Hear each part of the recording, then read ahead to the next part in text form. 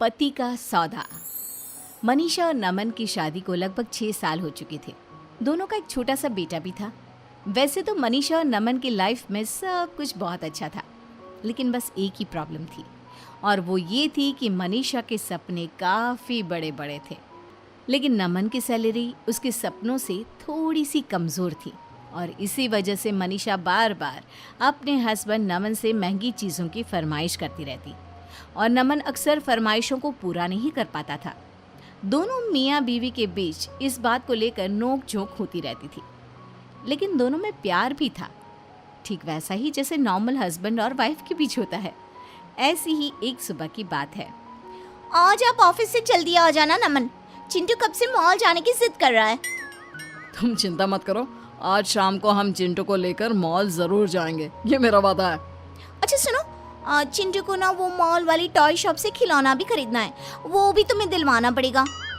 अरे मनीषा, ठीक वैसे के वैसे खिलौने मॉल के बाहर की दुकान पर भी मिल जाते हैं, वहाँ से खरीद लेंगे ना। मॉल की दुकानों पर टॉयज बहुत महंगे होते हैं। कर दी ना फिर वही मिडिल क्लास वाली बात, मेरा बेटा मॉल से ही खिलौना खरीदेगा। अरे लेकिन मनीषा, क्या फर्क पड़ता है, खिलौना चाहिए ना, कहीं से भी खरीदो। उसके साथ पढ़ने वाले उसके दोस्त ने कल ही उस मॉल की शोरूम से एक बहुत सुंदर खिलौना खरीदा है। मेरे बेटे को चिढ़ा रहा था, अब देखना मैं भी चिंटू को वहीं से खिलौना लेकर दूंगी। अच्छा ठीक है, शाम को देखते हैं, अभी मैं जाता हूँ, देर हो रही है।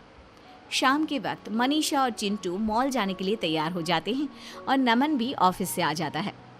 पापा अब मुझे मॉल लेकर चलेंगे ना? हाँ बेटा, बिल्कुल।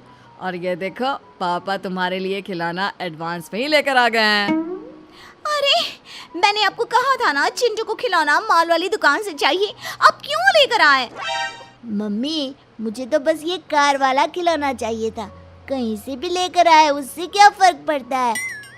देखा मनीषा, तुमसे ज्यादा समझदार तो तुम्हारा बेटा है, तुम भी ना। तुम दोनों बाप बेटी हमेशा मिडिल क्लास ही सोचना। अच्छा चलो, आप ज्यादा बातें मत करो।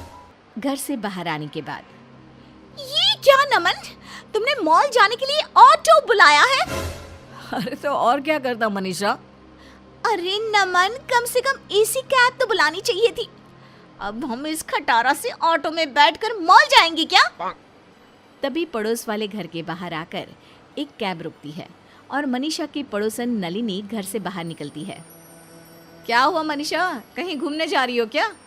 हाँ, वो क्या है ना, शॉपिंग करने के लिए मॉल जाना था।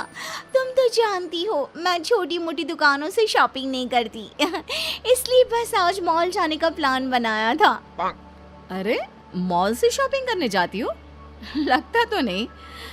अगर मॉल से ही शॉपिंग करने जाती हो तो ऑटो में बैठकर क्यों जा रही हो? कैब क्यों नहीं बुक करवाई? देख तो सही कितनी गर्मी है बाहर। उफ। इतना कहकर नलिनी वहां से चली जाती है। नलिनी के जाने के बाद, नमन, आप ना हमेशा मिडिल क्लास की मिडिल क्लास ही रहना। यहाँ मेरी पड़ोसन मेरी बेइज्जती करके चली गई। अब चलो ऑटो में बैठकर मॉल जाएंगे। अरे मनीषा, कब तक इस तरह दूसरों से अपनी तुलना करती रहोगी? तुम जानती हो ना मेरी तनख्वाह ज्यादा नहीं है। कुछ दिनों बाद, नमन मेरी बात सुनो, वो नलिनी का बेटा है ना, वो बड़े स्कूल में पढ़ता है। उसकी जो स्कूल बस आती है ना, उसमें तो एयर कंडीशन लगा हुआ है। और एक हमारा बेटा देखो, छोटे से स्कूल में पढ़ता है, टूटी सी वैन में बैठकर जाता है। अरे मनीषा, फिर से वही बात।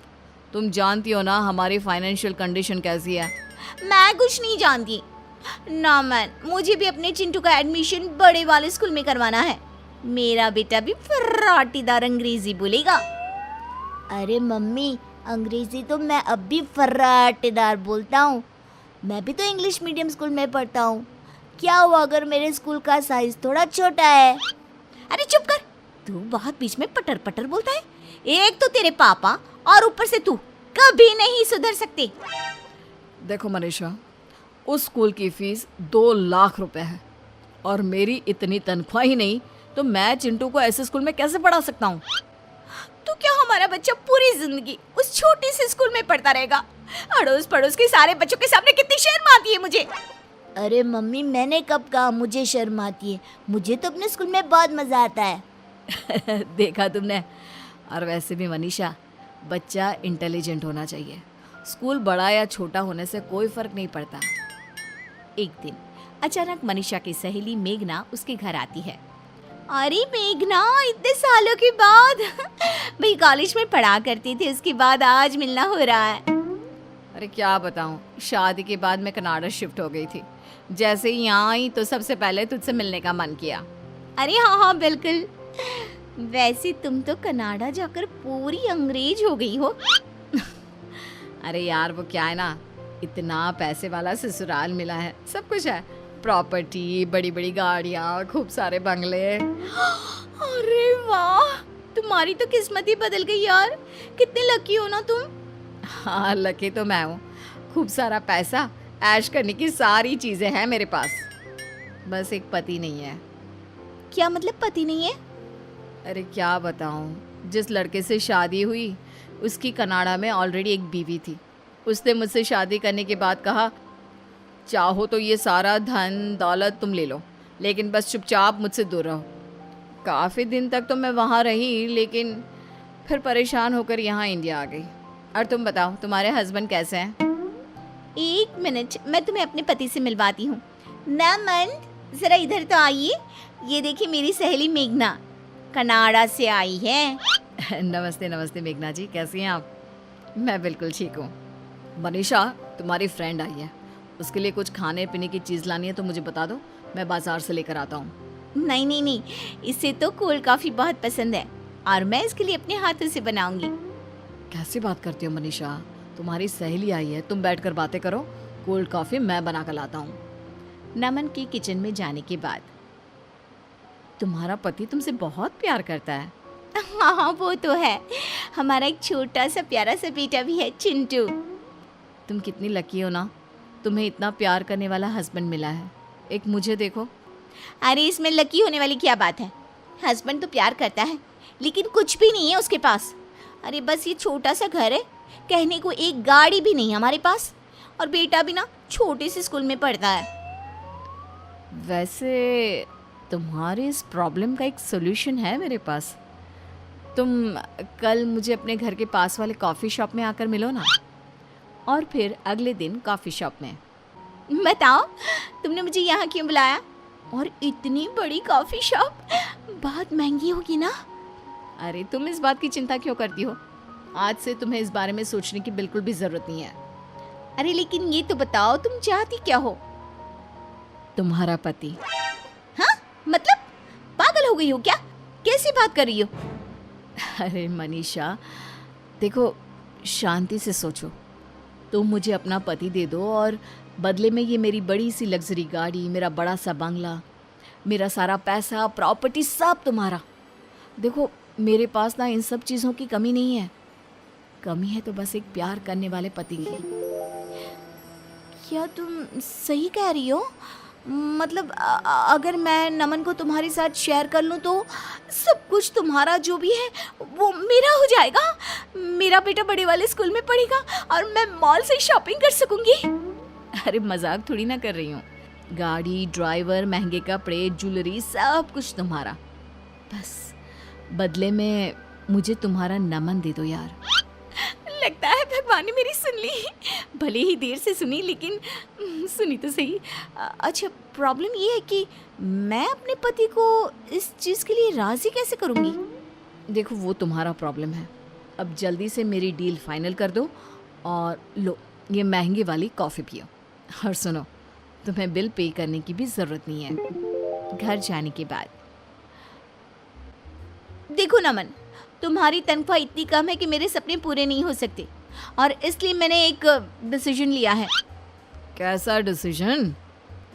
देखो नमन, उस दिन जो मेरी सहेली मेघना घर पर आई थी ना, उसके पास बहुत रुपया पैसा है लेकिन एक प्यार करने वाला पति नहीं है, और मेरे पास तुम हो लेकिन रुपया पैसा नहीं है। तो उसने मुझसे कहा कि तुम्हारे बदले वो मुझे दुनिया की सारी लग्जरी देने को तैयार है। पागल हो गई हो क्या? मेरे बदले का क्या मतलब है? मैं कोई घर में रखी हुई चीज हूँ जो तुम उठाकर उससे दे दोगी?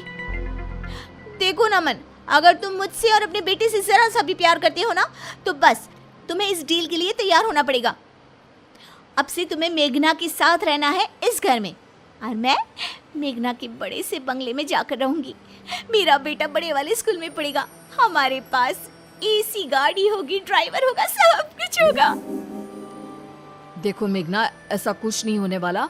मैं कहीं नहीं जा रहा। अगर तुमने ऐसा नहीं किया ना तो मैं हमेशा के लिए चिंटू को लेकर ये घर छोड़कर चली जाऊंगी। मेघना की जिद के आगे नमन परेशान हो जाता है और फिर मेघना अपना पति मनीषा को दे देती है। कुछ दिनों के बाद मम्मी मुझे पापा चाहिए, मुझे पापा के पास रहना है। सही कहते हो बेटा, तुम्हारे पापा के बिना तो मेरा भी मन नहीं लगता। कितने दिन हो गए हैं वो घर ही नहीं आए।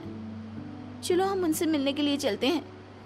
चिंटू और मनीषा नमन से मिलने के लिए अपने पुराने घर में जाते हैं। वहां जाकर देखते हैं कि मेघना और नमन उस छोटे से घर में भी काफी खुश थे। अरे आओ मनीषा, बहुत दिनों के बाद आना हुआ।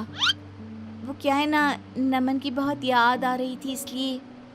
पापा आप हमारे साथ रहिए ना, हम आपके साथ इस छोटे से घर में भी रहने को तैयार है। लेकिन बेटा, तुम्हारी मम्मी को तो बड़ा घर चाहिए। अगर तुम्हें मेरे साथ रहना है तो यहाँ मेघना आंटी के साथ रहना पड़ेगा, पुराने घर में। मैं यहाँ रहने के लिए तैयार हूँ। उस बड़े से घर में और बड़ी गाड़ी में मम्मी को जाने दो, मुझे नहीं जाना। अरे ये तुम क्या कह रहे हो? मैंने तुम्हारी वजह से ये डिसीजन लिया था। देखो मनीषा, ये डिसीजन तुमने मेरे बेटे की वजह से नहीं बल्कि अपने बड़े बड़े सपनों को पूरा करने के लिए लिया था। मेरी गलती का मुझे एहसास हो गया है। अब मैं आपके साथ रहना चाहती हूँ। लेकिन अब तो ऐसा नहीं हो सकता। तुमने पेपर्स साइन किए हैं और हमारा सौदा हुआ था। प्रॉपर्टी तुम्हारी और पति मेरा। नमन आप कुछ कहिए ना, ये मेरे साथ ऐसा नहीं कर सकती। देखो मेघना, मनीषा ने जो कुछ भी किया है तुमने कहा वैसा ही किया है। अब मेरे हाथ में कुछ भी नहीं है। तुमने सब कुछ खो दिया, अपना बेटा भी और पति भी। लेकिन मुझे इस छोटे से घर में भी सब कुछ मिल गया।